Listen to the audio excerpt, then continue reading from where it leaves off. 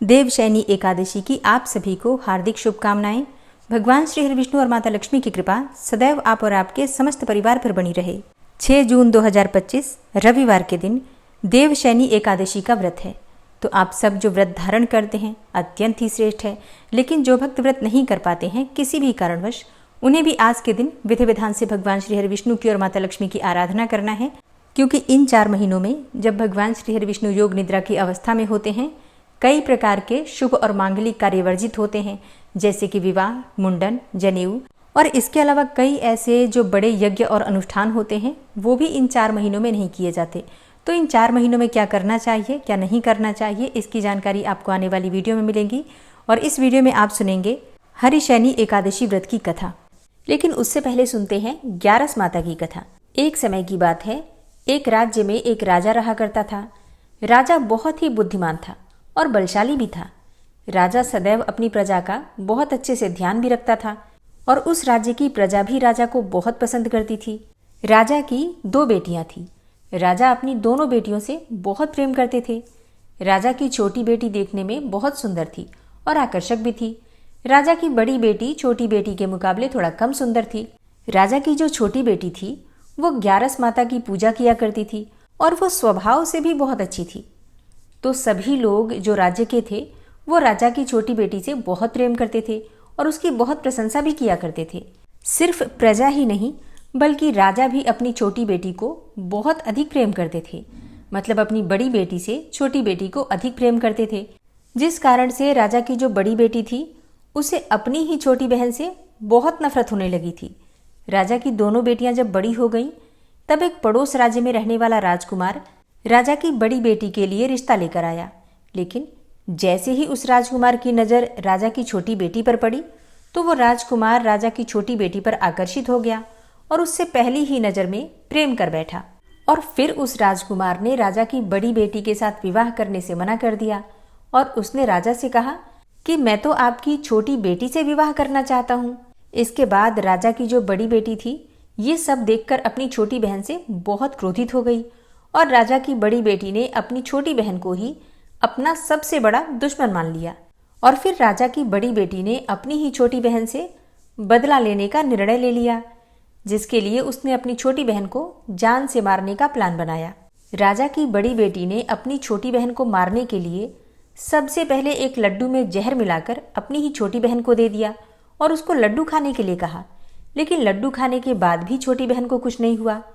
बड़ी बहन ये सब देखकर बहुत आश्चर्यचकित हो गई, लेकिन बड़ी बहन ने हार नहीं मानी, बल्कि उसने अपनी छोटी बहन को मारने के लिए एक और उपाय सोचा। और फिर उसने जब रात में छोटी बहन अपने कमरे में सो रही थी, तब एक मटके में सांप रखकर उसी के कमरे में छोड़ दिया। लेकिन सांप भी छोटी बहन का कुछ नहीं कर पाया। जिसके बाद बड़ी बहन ने अपनी छोटी बहन से कहा कि चलो हम लोग कुएं से पानी भर कर लाते हैं। और इसके लिए वह अपनी छोटी बहन को पानी भरने के बहाने से कुएं के पास ले गई और उसने अपनी छोटी बहन को कुएं में धक्का दे दिया।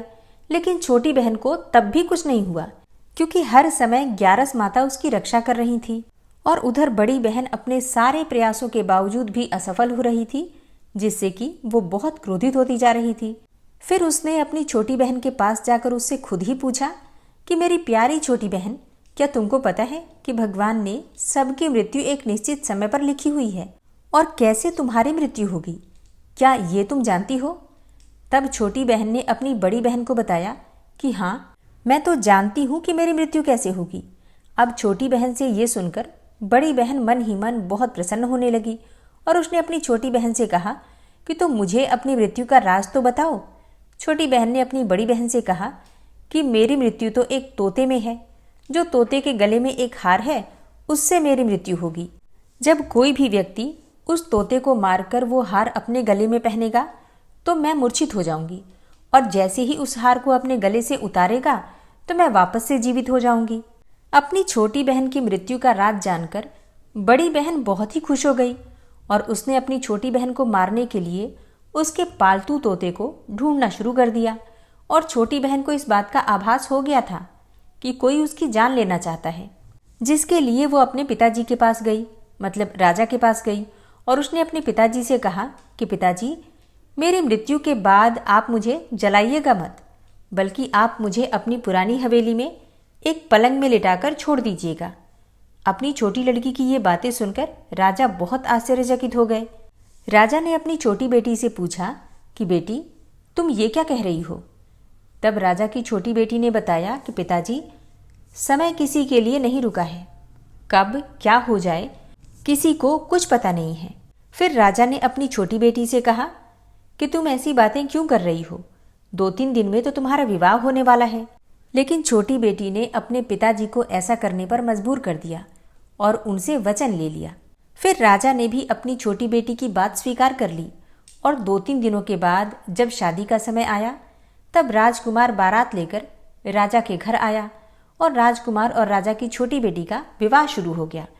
जैसे ही राजा की छोटी बेटी राजकुमार के साथ फेरे लेना शुरू करती है तो उसकी बड़ी बहन अपनी छोटी बहन के कमरे में जाकर उसके पालतू तोते को पकड़ लेती है और फिर उसको जान से मार देती है। तोते के गले में जो हार था उसको अपने गले में धारण कर लेती है। अब जैसे ही बड़ी बहन उस हार को अपने गले में धारण करती है तो उधर छोटी बहन, जो कि 3.5 ही फेरे ले पाती है, और वहीं पर बेहोश होकर गिर जाती है। इसके बाद राजा ने बड़े बड़े वैद्य और हकीमों को बुलवाया और अपनी छोटी बेटी का इलाज करने के लिए कहा। राजा की बात सुनकर वैद्य ने छोटी बेटी को जब चेक किया तो राजा को बताया कि आपकी जो बेटी है ना तो वो जीवित है और ना ही वो मरी हुई है। ये मैं ऐसा पहली बार देख रहा हूँ। फिर राजा ने वैद्य और हकीम को ये बात बाहर बताने से मना कर दिया और उनको कहा कि अगर तुमने ये बात किसी को भी बाहर बताई तो हम तुम्हें फांसी दे देंगे। फिर राजा ने अपनी छोटी बेटी को पुराने महल में ले जाकर एक पलंग में लिटा दिया, जैसा कि उन्होंने अपनी छोटी बेटी को वचन दिया था। और फिर वहां कुछ सैनिक तैनात करके राजा वापस अपने महल को आ गए। तभी राजा की बड़ी बेटी राजा के पास आई और कहने लगी, पिताजी, अगर ये शादी संपन्न नहीं हुई तो आपकी तो बड़ी बदनामी होगी, आपकी इज्जत का फिर क्या होगा? तो अगर आप कहें तो मैं आपकी इज्जत बचाने के लिए राजकुमार से शादी करने के लिए तैयार हूँ। इसके बाद राजा ने अपनी बड़ी बेटी की बात मान ली और राजा ने बड़ी बेटी को छोटी बेटी के कपड़े पहनाकर मंडप में भेज दिया। लेकिन राजकुमार ये जान गया कि ये राजा की छोटी बेटी नहीं है, बल्कि ये तो राजा की बड़ी बेटी है। लेकिन जब राजकुमार ने शादी के लिए मना किया तो सभी लोगों ने राजकुमार को विवश करके राजा की बड़ी बेटी से बचे हुए फेरों को संपन्न करवा दिया और विवाह करवा दिया। इसके बाद राजकुमार राजा की बड़ी बेटी को अपने महल ले गया। राजकुमार राजा की बड़ी बेटी से ना तो बात करता था और ना ही उसको पसंद करता था और ना ही उसके आसपास फटकता था। राजकुमार ने फैसला किया कि वो अपनी प्रेमिका को अर्थात छोटी राजकुमारी को ढूंढ कर रहेगा और यह जान कर रहेगा कि उसके साथ हुआ क्या है। एक दिन राजकुमार अपने घोड़े पर सवार होकर राजा के पुराने महल के पास पहुंच गया, जहां पर उसने कुछ सैनिकों को देखा। महल के पास पहुंचकर राजकुमार ने जब महल को ध्यान से देखा तो वो समझ गया कि ये तो हमारे ससुर जी का महल है। तब राजकुमार ने सैनिकों से पूछा कि तुम लोग यहाँ क्या कर रहे हो और इस महल के अंदर इस पलंग में कौन लेटा हुआ है? इसके बाद सैनिकों ने बताया कि यहाँ पर तो राजा की छोटी बेटी लेटी है। ये सुनकर राजकुमार बहुत प्रसन्न हो गया और वो तुरंत ही अपनी प्रेमिका के पास अर्थात छोटी राजकुमारी के पास पहुँच गया और उसकी सेवा करने लगा। जैसे ही रात हुई तो राजा की छोटी बेटी उठकर खड़ी हो गई। राजकुमार यह देखकर बहुत खुश हो गया और अपनी प्रेमिका से पूछने लगा कि तुम यहाँ क्या कर रही हो और तुम मेरे साथ अब घर चलो। तब राजा की छोटी बेटी ने राजकुमारी को सारी बातें बता दी कि मेरी जान एक तोते में बसी थी और मैंने ये बात सिर्फ अपनी बड़ी बहन को ही बताया था और मुझे पता है कि उसने ही मुझे मारने का प्रयास किया है। उसके पास एक हार है जिसको वो सुबह पहन लेती है और रात को उतार देती है। जब तक वह उस हार को पहने रहती है तब तक मैं मूर्छित रहती हूँ और जैसे ही वो हार उतार देती है तो मैं वापस से जीवित हो जाती हूँ और जब तक मेरी बड़ी बहन के पास वह हार है तब तक मैं ऐसे ही जीवित और मूर्छित होती रहूँगी। अगर मेरी बड़ी बहन के पास जो हार है वो मेरे हाथ लग जाए तो मैं हमेशा के लिए जीवित हो जाऊँगी। राजकुमार ने जब ये बातें सुनी तो राजा की छोटी बेटी के पास ही रहने का निर्णय ले लिया और फिर उसने अपने बचे हुए सारे फेरे उस पलंग में लेटी हुई राजा की छोटी बेटी के साथ ले लिए और अपना विवाह पूर्ण कर लिया और फिर वहीं पर ही रहने लगा। देखते ही देखते कुछ समय में राजा की छोटी बेटी और राजकुमार की पत्नी गर्भवती हो गई। एक दिन राजकुमार को किसी काम से बाहर जाना पड़ा। तब छोटी राजकुमारी के पेट में बहुत तेज से दर्द होने लगा, जिसके बाद उसने ग्यारस माता का आवाहन किया। इसके बाद वहां पर 11 माता प्रकट हुई और उन्होंने अपने भक्त के दर्द को दूर किया और एक पुत्र की प्राप्ति करवाई। और वहीं पर अचानक से राजकुमार भी आ गया। तब राजकुमार ने 11 माता को देखा तो वो आश्चर्यचकित हो गया और उसने तुरंत ही 11 माता को प्रणाम किया। और 11 माता ने राजकुमार से कहा कि जब तुम्हारा ये बेटा 5 वर्ष का हो जाए तो तुम अपनी पत्नी को हार लाकर इसके गले में डाल देना। फिर कुछ समय के बाद देखते ही देखते राजकुमार और राजा की छोटी बेटी का पुत्र 5 वर्ष का हो गया। तो राजकुमार अपने बेटे से बोला कि बेटा, मैं कुछ काम से बाहर जा रहा हूँ, तुम अपनी माता का ध्यान रखना। और फिर वहाँ से वो चला गया। राजकुमार को बाहर निकलते हुए बड़ी बहन के सैनिक देख लेते हैं और बड़ी बहन को जाकर सारी बातें बता देते हैं। इसके बाद बड़ी बहन अपनी छोटी बहन के पुत्र को वहाँ से उठवा लेती है और उसको मरवा देती है। छोटी बेटी के पुत्र के 2 टुकड़े करवा देती है। पहला टुकड़ा चक्की के पास छुपा देती है और दूसरा टुकड़ा अपनी पलंग के नीचे रख देती है। अब 11 माता भिखारी का रूप लेकर आती हैं और एक भिखारी का रूप रखकर बड़ी बहन के पास चली जाती हैं। इसके बाद वहाँ पर भिक्षा मांगने लगती हैं। बड़ी बहन अपने नौकरों से कहती है कि जाकर भिक्षा दे दो, लेकिन जैसे ही नौकर 11 माता को भिक्षा देने के लिए जाते हैं तो माता उन्हें मना कर देती हैं और कहती हैं कि मैं तुम्हारी महारानी से ही भिक्षा लूंगी। इसके बाद बड़ी बहन स्वयं ही भिक्षा देने के लिए माता के पास आती हैं। तब माता एक बिल्ली का रूप लेकर उसके कमरे में जाती हैं और वहाँ पर छोटी बेटी के पुत्र के जो 2 टुकड़े होते हैं उन्हें आपस में जोड़ देती हैं और फिर उस पुत्र को जीवित करके वहाँ से लेकर चली जाती हैं।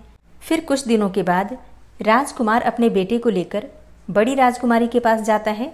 राजकुमारी उस बच्चे को देखकर आश्चर्यचकित हो जाती है, लेकिन राजकुमार के सामने कोई भी बात प्रकट नहीं करती है। राजकुमार कहता है कि तुम इस बच्चे का अच्छे से ध्यान रखना। अगर तुम इस बच्चे का अच्छे से ध्यान रखोगी तो मैं तुमसे बात करूंगा। अब एक दिन राजकुमार अपने बच्चे से कहता है कि तुम बड़ी राजकुमारी के पास जाकर उनसे उनके गले का हार मांग लो।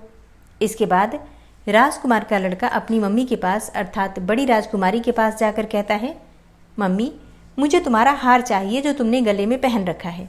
अब ये सुनकर पहले तो बड़ी बहन अर्थात बड़ी राजकुमारी बहुत क्रोधित होती है, परंतु उसको याद आता है कि राजकुमार ने कहा था कि अगर मैं इस बच्चे का ध्यान अच्छे से रखूंगी तो ही वो मुझसे बात करेंगे। इसलिए वो उस बच्चे को उस हार को दे देती है और तुरंत ही वो बच्चा उस हार को लेकर जाता है और अपने पिताजी को अर्थात राजकुमार को दे देता है। और तभी राजकुमार अपने बेटे को लेकर वहाँ से जाने लगता है और फिर बड़ी राजकुमारी से कहता है कि तुम हमारे लिए खाना बनाकर रखना, मैं शाम को आकर तुम्हारे साथ खाना खाऊंगा।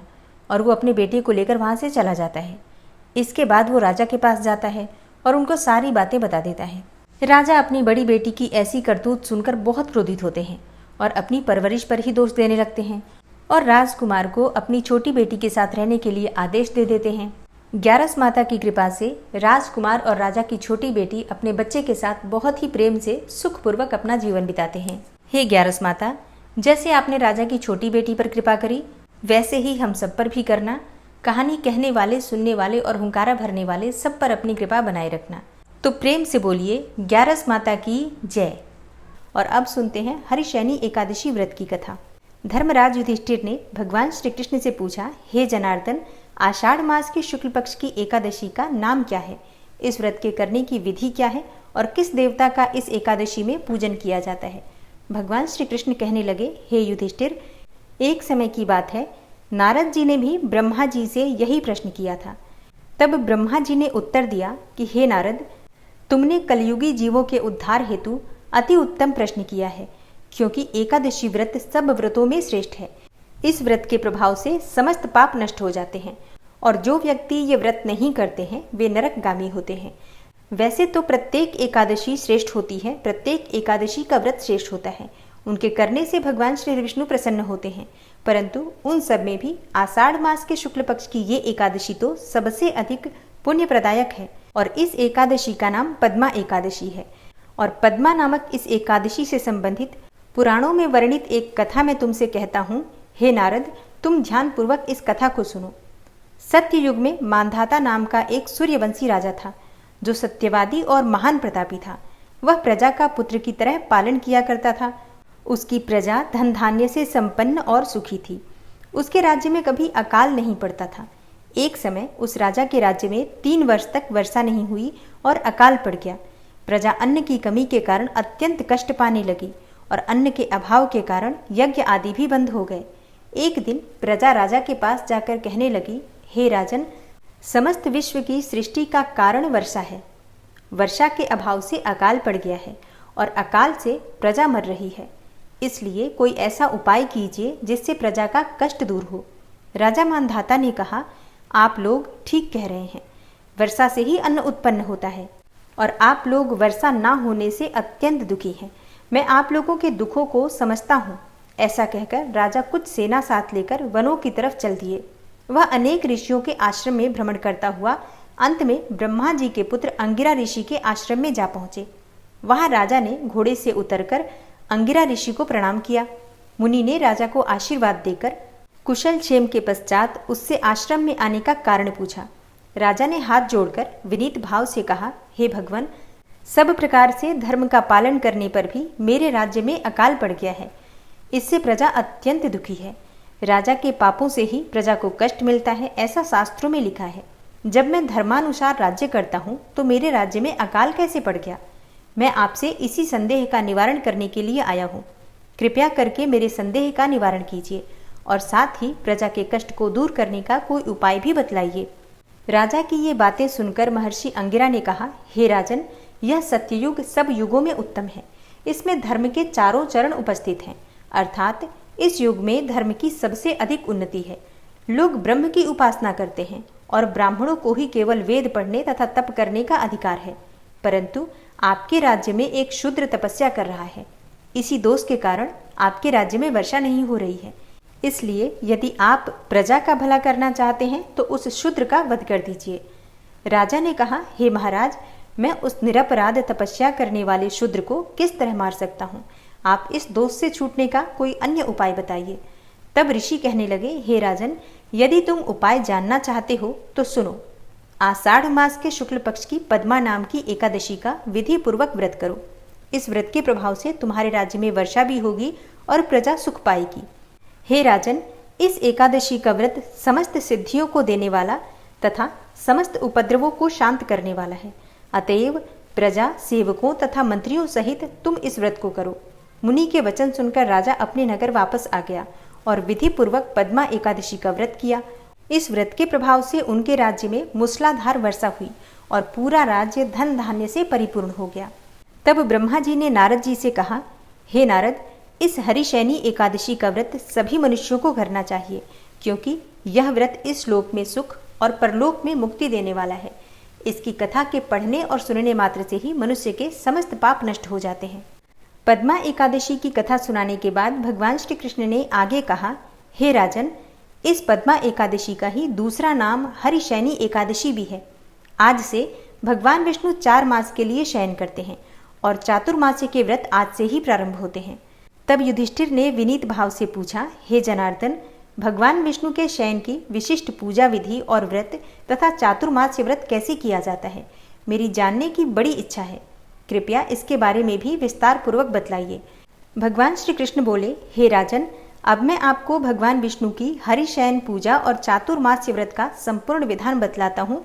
इसे आप ध्यान पूर्वक सुनिए।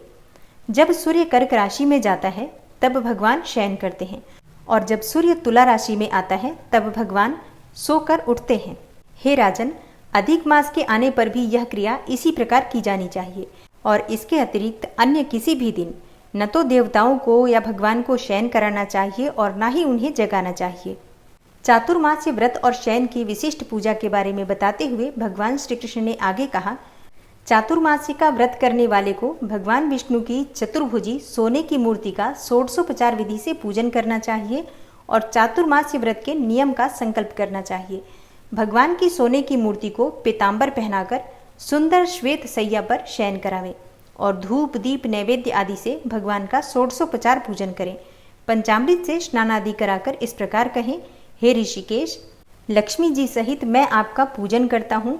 आप जब तक चातुर्मास्य शयन करें मेरे इस व्रत को निर्विघ्न रखें। भगवान विष्णु की इस प्रकार पूजा और स्तुति करके शुद्ध भाव से मनुष्यों को दातुन आदि के नियमों को ग्रहण करना चाहिए। विष्णु भगवान के इस व्रत को ग्रहण करने के 5 काल वर्णन किए गए हैं। यह व्रत देवशयनी एकादशी से प्रारंभ किया जाता है और इसके अलावा जैसे कि एकादशी, द्वादशी, पूर्णमासी, अष्टमी और कर्क की संक्रांति से भी यह व्रत प्रारंभ किया जा सकता है। और देव उठानी एकादशी अर्थात कार्तिक मास की शुक्ल पक्ष की एकादशी के अगले दिन से यानी कि द्वादशी तिथि को ये व्रत पूर्ण होता है। इस व्रत के करने से समस्त पाप नष्ट हो जाते हैं। जो मनुष्य प्रतिवर्ष इस व्रत को करते हैं वे सूर्य जैसे दीप्तिमान विमान पर बैठकर स्वर्ग को जाते हैं। हे राजन, इस व्रत में गुरु तथा शुक्र की बाल और वृद्धावस्था वर्जित नहीं है। यदि सूर्य धन राशि के अंश में भी आ गया हो तो भी यह तिथि पूर्ण समझी जाती है। जो स्त्री या पुरुष पवित्र होकर शुद्धता के साथ इस व्रत को करते हैं वे समस्त पापों से छूट जाते हैं। बिना संक्रांति का मास अर्थात मल मास देवता और पितृकर्मों में वर्जित है। आगे भगवान श्री कृष्ण ने कहा, हे राजन, अब विभिन्न कार्यों का अलग अलग फल सुनो। जो मनुष्य प्रतिदिन मंदिर में झाड़ू देते हैं, जल से धोते हैं, गोबर से लीपते हैं या मंदिरों में रंग करते हैं, उनको 7 जन्म तक ब्राह्मण योनि मिलती है। जो मनुष्य चातुर्मास में भगवान को दूध, दही, घी, शहद और मिश्री आदि से स्नान कराते हैं तथा ब्राह्मणों को भूमि और स्वर्ण आदि का दान करते हैं, वे वैभवशाली होकर अंत में स्वर्ग में जाकर इंद्र जैसा सुख भोगते हैं। जो विष्णु भगवान की सोने की प्रतिमा बनाकर धूप, दीप, नैवेद्य और पुष्प आदि से भगवान का पूजन करते हैं, वह इंद्रलोक में जाकर अक्षय सुख भोगते हैं। जो मनुष्य तुलसी से भगवान का पूजन करते हैं या स्वर्ण की तुलसी ब्राह्मणों को दान देते हैं, वे सोने के विमान में बैठकर परम गति को प्राप्त होते हैं। जो मनुष्य भगवान को गूगल की धूप और दीप अर्पण करते हैं, उनको अनेक प्रकार की संपत्ति मिलती है और वह जन्म जन्मांतर के लिए धनाढ्य हो जाते हैं। चातुर्मास्य की व्रत की महिमा का वर्णन करते हुए भगवान श्री कृष्ण ने आगे कहा, जो मनुष्य चातुर्मास्य में पीपल के वृक्ष तथा भगवान विष्णु की परिक्रमा करते हैं और पूजा करते हैं, उनको विष्णु लोक की प्राप्ति होती है। और जो मनुष्य संध्या को देवताओं तथा ब्राह्मणों को दीप दान करते हैं तथा विष्णु भगवान का हवन करते हैं, वे सुंदर विमान में बैठकर स्वर्ग को जाते हैं और अप्सराओं से सेवित होते हैं। जो मनुष्य चातुर्मास्य में भगवान का चरणामृत लेते हैं, वे आवागमन से मुक्त हो जाते हैं। जो मनुष्य नित्य प्रति तीनों समय मंदिर में 108 बार गायत्री मंत्र का जप करते हैं, वे सब पापों में लिप्त नहीं होते। इन 4 मासों में जो पुराणों और शास्त्रों को पढ़ते अथवा सुनते हैं एवं वस्त्र तथा स्वर्ण सहित ब्राह्मणों को दान देते हैं, वे दानी, धनी, ज्ञानी और कीर्तिमान होते हैं। जो मनुष्य विष्णु भगवान तथा शिवजी का स्मरण करके प्रार्थना करते हैं, वे पापों से रहित होकर धनवान और गुणवान हो जाते हैं। जो नित्य कर्म के पश्चात सूर्य को अर्घ्य देते हैं तथा व्रत की समाप्ति पर स्वर्ण, लाल वस्त्र और गोदान करते हैं, वे आरोग्यता पूर्ण दीर्घायु तथा कीर्ति, धन और बल पाते हैं। चातुर्मासी में जो मनुष्य गायत्री मंत्र द्वारा तिल से होम करते हैं और समाप्ति पर दान करते हैं, उनके समस्त पाप नाश होकर निरोगी शरीर प्राप्त होता है तथा सुपात्र संतान मिलती है। और जो मनुष्य अन्न से हवन करते हैं और समाप्त हो जाने पर घी, घड़ा और वस्त्रों का दान करते हैं, वे ऐश्वर्यशाली होकर ब्रह्मा के समान सुख भोगते हैं और उनके शत्रुओं का नाश हो जाता है। जो पीपल की पूजा करते हैं तथा अंत में स्वर्ण सहित वस्त्रों का दान करते हैं, वे सब पापों से छूटकर भगवान के प्रिय भक्त बन जाते हैं। जो मनुष्य तुलसी जी को धारण करते हैं तथा अंत में भगवान विष्णु के निमित्त ब्राह्मणों को दान करते हैं, ऐसे मनुष्य विष्णु लोक को प्राप्त होते हैं। जो मनुष्य चातुर्मासी में भगवान के शयन के उपरांत प्रतिदिन उनके मस्तक पर दूर्वा चढ़ाते हैं और अंत में स्वर्ण की दूर्वा का दान करते हैं, वे भी वैकुंठ लोक को जाते हैं। जो दान करते हुए इस प्रकार स्तुति करते हैं कि हे दूर्वे, जिस भांति पृथ्वी पर शाखाओं सहित तुम फैली हुई हो, उसी प्रकार मुझे अजर अमर संतान दो। इस प्रकार स्तुति करके सोने की दूर्वा ब्राह्मण को दान करने वाले मनुष्य सब पापों से छूट जाते हैं और अंत में उनको स्वर्गलोक की प्राप्ति होती है। जो भगवान के मंदिर में जाकर रात्रि जागरण करते हैं और भजन कीर्तन करते हैं, वे भी स्वर्ग को जाते हैं। भगवान श्री कृष्ण ने आगे कहा, हे राजन, चातुर्मास्य के व्रत में उत्तम ध्वनि वाला घंटा दान करने का विशिष्ट महत्व है और घंटा दान करते समय दाता को यह प्रार्थना करनी चाहिए कि हे भगवान, हे जगत पिता, हे सृष्टि के संचालन करता, आप समस्त पापों का नाश करने वाले हैं। आप मेरे न करने योग्य कर्मों तथा न करने योग्य पापों के करने से जो भी पाप उत्पन्न हुए थे उनको नष्ट करिए। और हे राजन, जो चातुर्मास्य व्रत की समाप्ति पर गायों का दान करते हैं या एक ही कपिला गौ का दान करते हैं, वस्त्र दान करते हैं अथवा जो नित्य प्रति ब्राह्मणों को नमस्कार करते हैं, वे धनाढ्य होते हैं। उनका जीवन सफल हो जाता है और साथ ही समस्त पापों से भी छूट जाते हैं। हे राजन, जो मनुष्य चातुर्मास्य में ब्राह्मणों को भोजन कराते हैं उनकी आयु तथा लक्ष्मी की वृद्धि होती है, और जो मनुष्य स्वर्ण का सूर्य बनाकर ब्राह्मण को दान करते हैं उसका फल 100 यज्ञों के समान होता है। जो मनुष्य भगवान शिव की प्रसन्नता के लिए चांदी या तांबे का दान करते हैं उनको उत्तम पुत्र की प्राप्ति होती है। जो शहद से भरा हुआ चांदी का बर्तन अथवा तांबे के पात्र में गुड़ भरकर और तिल, सोना और जूते का दान करते हैं वे शिवलोक को प्राप्त होते हैं। जो मनुष्य चातुर्मास्य में ब्राह्मणों की पूजा करते हैं, अन्न और वस्त्र का दान देते हैं तथा समाप्ति पर शैया का दान देते हैं, ऐसे मनुष्य अक्षय सुख को प्राप्त करके लक्ष्मीवान होते हैं। जो वर्षा ऋतु में गोपी चंदन का दान करते हैं वे भोग और मोक्ष को प्राप्त करते हैं। जो मनुष्य सूर्य और गणेश जी का पूजन करते हैं वे उत्तम गति को प्राप्त होते हैं। और जो मनुष्य चातुर्मास्य में भगवान के निमित्त हवन करते हैं और शक्कर का दान करते हैं, साथ ही चातुर्मास्य व्रत का उद्यापन करते हैं, ऐसे मनुष्यों के समस्त पाप नष्ट हो जाते हैं और उन्हें यशस्वी पुत्र की प्राप्ति होती है। हे कुंती पुत्र, चातुर्मास्य का व्रत करने वाले मनुष्य सभी कलाओं में निपुण और स्त्रियों में प्रिय होता है।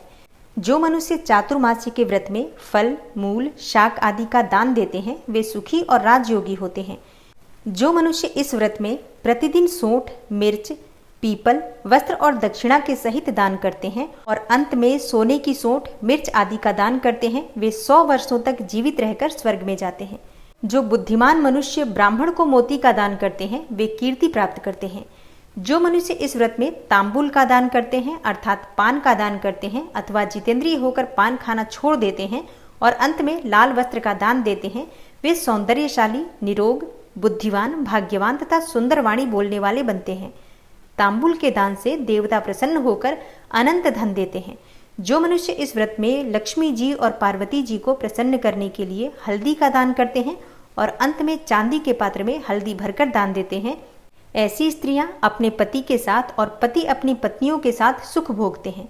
उन्हें सौभाग्य, अक्षय धन और सुपात्र संतान मिलती है और साथ ही वे देवताओं में भी पूजित होते हैं। जो मनुष्य इस काल में शिवजी और पार्वती जी की प्रसन्नता के लिए ब्राह्मण, स्त्री तथा पुरुष का पूजन करके दक्षिणा, वस्त्र और स्वर्ण का दान करते हैं और आरंभ में शिव की स्वर्ण प्रतिमा बनाकर दान देते हैं और बैल का दान करते हैं, उन्हें संपत्ति और कीर्ति दोनों प्राप्त होती है। जो मनुष्य फल का दान करते हैं और अंत में स्वर्ण देते हैं उनके सब मनोरथ सिद्ध होते हैं तथा सुपात्र संतान की प्राप्ति होती है। चातुर्मास्य में फल का दान करने से नंदन वन का सुख प्राप्त होता है। जो मनुष्य इस व्रत में पुष्प का दान करते हैं वे ज्ञान प्राप्त करके ब्रह्मलोक में पितरों के साथ अनेकों सुखों को भोगते हैं। जो व्यक्ति चातुर्मास्य में प्रजापत्य व्रत करते हैं और उसकी समाप्ति पर गौदान करते हैं और ब्राह्मणों को भोजन कराते हैं वे सब पापों से मुक्त होकर ब्रह्मलोक को जाते हैं। जो मनुष्य वस्त्रों और बैलों के सहित हल्का दान करते हैं और साग, मूल और फलों का आहार करते हैं वे विष्णुलोक को जाते हैं।